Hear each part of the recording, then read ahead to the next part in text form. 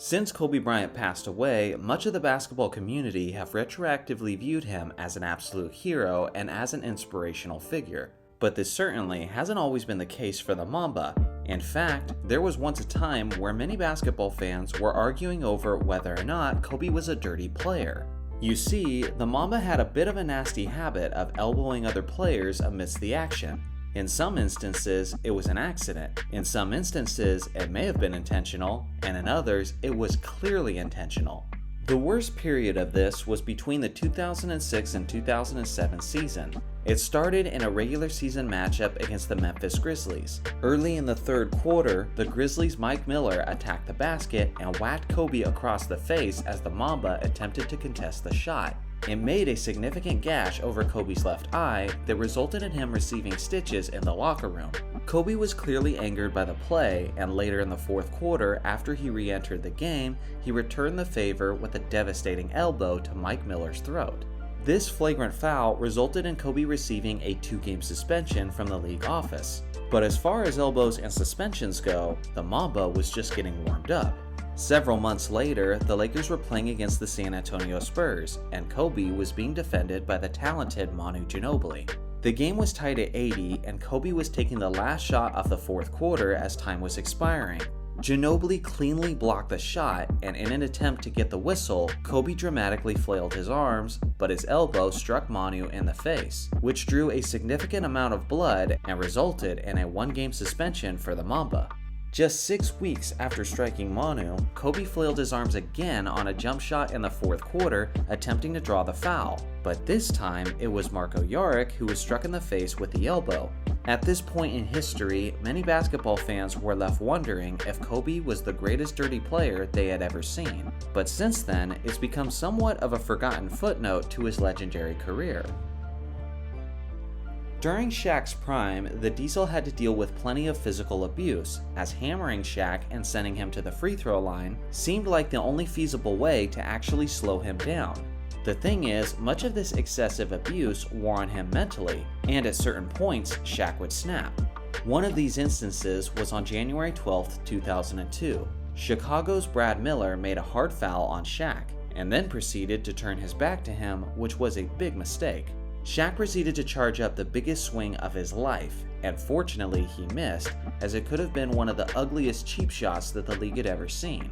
I'm not sure if the miss was due to Shaq's terrible aim, or if he realized that hitting an unaware man in the back of the head is an extremely ugly look.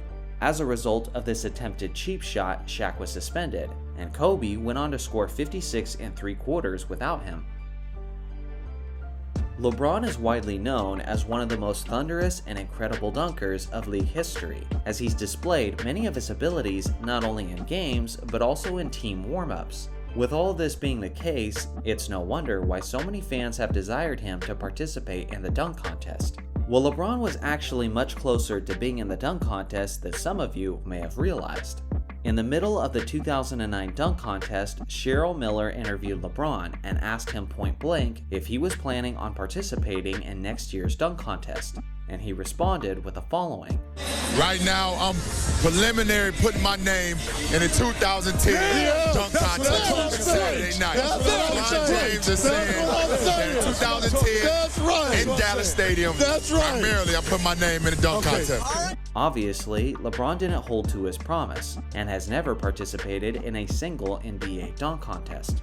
What made his lie even worse was the fact that the 2010 dunk contest ended up being a complete disaster, as the Lakers' Shannon Brown was a huge disappointment, and no one really stole the show besides him. What's crazy is that it's now almost 2023, and LeBron is in his 20th season, and I still feel like he has what it takes to enter the dunk contest if he really wanted to.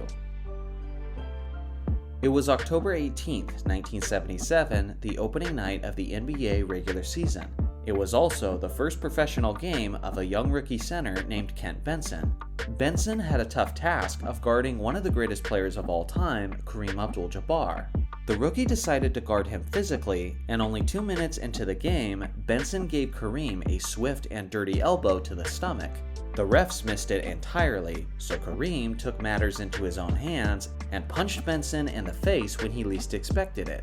Benson needed help from the trainer to walk off the court, as he suffered a concussion, bruises, and cuts that needed stitches. As bad as that sounds, Benson only missed one game due to his injuries. Kareem's the one who likely got the worst end of the deal, as the punch broke his hand, which made him miss the next 21 regular season games.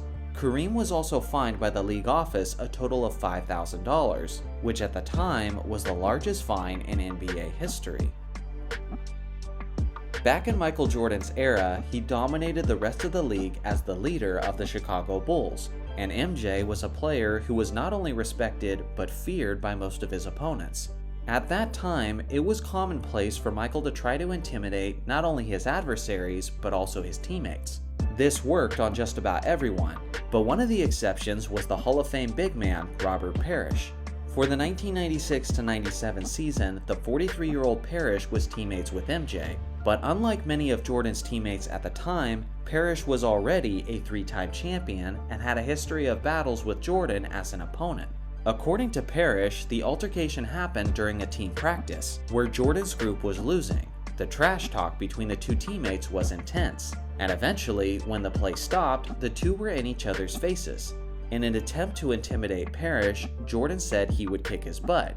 That's when Parish responded by saying, "If you feel that way, come and get some." The altercation stopped there, and they never had another altercation afterwards. It's understandable why MJ didn't accept Parish's invitation to a fight, when you consider how Robert is 7 foot 1 inches tall and is a trained martial artist. So what do you guys think? What other rarely known details about NBA legends are you aware of? Let us know in the comments section below. Thanks for watching as always. Make sure to like and subscribe for more basketball content, and I'll see you guys in the next video.